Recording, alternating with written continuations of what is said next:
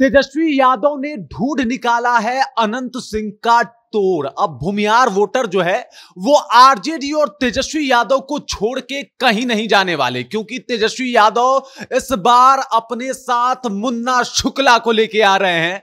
भाई कौन है ये मुन्ना शुक्ला और किस तरीके से इनका भूमिहारों के ऊपर प्रभाव है, ये सब कुछ मैं आपको समझाऊंगा। लेकिन उससे पहले मेरा परिचय जान लीजिए। मेरा नाम है रजत और आप जनता जंक्शन देख रहे हैं। एक बार जब अनंत सिंह आए थे और अनंत सिंह और नीतीश कुमार के नजदीकियों की खबरें जो है वो खूब सुर्खियां बटोर रही थी, तब ये सब लोग मान चुके थे कि भूमिहार वोटर जो हैं अब नीतीश कुमार के साथ एक बार फिर चले जाएंगे। लेकिन तेजस्वी यादव ने शायद इस तरीके से होने नहीं दिया और भूमिहार वोटरों में सेंधमारी करने के लिए वो जिस शख्स को अपने साथ लेके आए हैं उस शख्स का नाम है मुन्ना शुक्ला। जी बिल्कुल, मुन्ना शुक्ला के बारे में मैं सबसे पहले आपको यह बता दूं कि ये लोकसभा के चुनाव भी लड़े थे और क्या खूब टक्कर दिया था इन्होंने वीणा देवी को। आपने देखा होगा कि किस तरीके से जो भूमिहार वोटर है सिर्फ मुन्ना शुक्ला के लिए बट गए थे। और सिर्फ वैशाली ही नहीं बल्कि आसपास के एरिया में भी मुन्ना शुक्ला का खूब दबदबा है। और इन दिनों आभार यात्रा में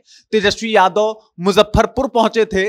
मुजफ्फरपुर पहुंचने के बाद वो अपने कार्यकर्ताओं से तो मिल ही रहे थे, लेकिन उनके बगल में जो शख्स बैठा हुआ था वो थे मुन्ना शुक्ला। उनको बड़ी जिम्मेदारी भी सौंप दी गई, उन्हें पटना का प्रभारी भी बना दिया गया। मतलब पूरे मूड में है तेजस्वी यादव कि किसी भी तरीके से जो भूमिहार वोटर हैं वो अपने पक्ष में कर लिए जाएं। और इसके लिए उन्होंने मुन्ना शुक्ला को जो है अपने साथ रख लिया है। मुन्ना शुक्ला के साथ वो राजनीति करने वाले हैं और बिहार विधानसभा चुनाव में यह माना जा रहा है कि वो 25 से 20 जो भूमिहार हैं उनको टिकट भी देने वाले हैं। मतलब 20 से 25 भूमिहारों को टिकट देंगे। सिर्फ मुन्ना शुक्ला ही नहीं, लेकिन हां, मुन्ना शुक्ला जो है उसमें एक अहम रोल अदा कर सकते हैं। मतलब मुन्ना शुक्ला के बदौलत कई सारे भूमिहारों को टिकट मिल सकता है। और भूमिहार वोटर को साधने के लिए तेजस्वी यादव जो है इस तरीके का चाल खेल रहे हैं, गेम खेल रहे हैं, ताकि अनंत सिंह का एक जो प्रभाव है उसे कम किया जा सके। अब मुन्ना शुक्ला की गिनती जो है वो बाहुबली नेताओं में होती है। अनंत सिंह भी बाहुबली के नाम से प्रसिद्ध हैं और जाने जाते हैं। तो अब हुआ ये कि दोनों भूमिहार हैं और आखिरकार किस तरीके से भूमिहारों को अपने फेवर में किया जाए, तो तेजस्वी यादव ने बड़ी सोची समझी रणनीति बनाई। और यह रणनीति थी कि विधानसभा चुनाव में मुन्ना शुक्ला को एक्टिव कर दिया जाए। और मुजफ्फरपुर जाने के साथ ही उन्होंने इस काम के ऊपर जो है वो काम करना शुरू कर दिया।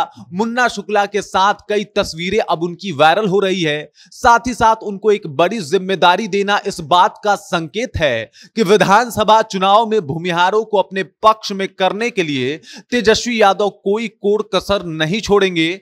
और जब वो मुन्ना शुक्ला से बातचीत कर रहे थे, उनसे मीटिंग कर रहे थे, इस दौरान अंदर खाने से खबर यह भी आ रही है कि विधानसभा चुनाव में 20 से 25 भूमिहारों को वो टिकट भी देंगे, जिससे सीधे तौर पे भूमिहार जो है उनसे प्रभावित हो सके और ये मान सके कि तेजस्वी यादव जो है उनकी बात सुनते हैं, उनके लिए काम करते हैं और उनके प्रत्याशियों को टिकट देते हैं।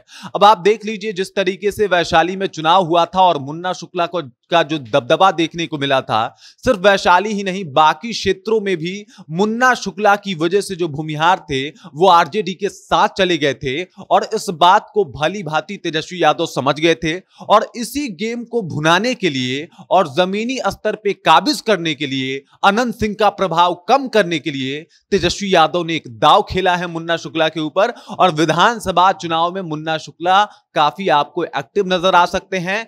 कई जगह जहां पे भूमिहारों की आबादी है वहां पे प्रचार प्रसार के लिए भी जा सकते हैं। बाकी मुन्ना शुक्ला को लेकर और ये जो बातचीत तेजस्वी यादव के साथ उनकी चल रही है, इस बात को लेकर आप क्या सोचते हैं और क्या मुन्ना शुक्ला के आ जाने से अनंत सिंह का प्रभाव कम हो जाएगा, इस बारे में भी आप क्या सोचते हैं? कृपया कमेंट करके अपना विचार हम तक पहुंचा सकते हैं। बाकी आप देख रहे हैं जनता जंक्शन और मेरा नाम रजत है।